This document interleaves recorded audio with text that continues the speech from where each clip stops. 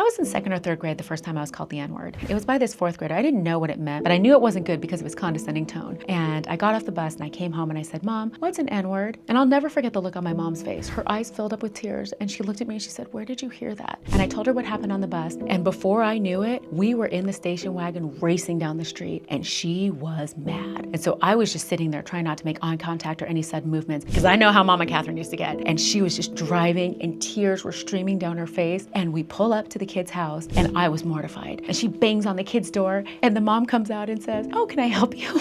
And my mom yells at her, pushes past her, goes and grabs the kid by his shirt and starts yelling at him. This was the 80s. You could put your hands on other people's children back then.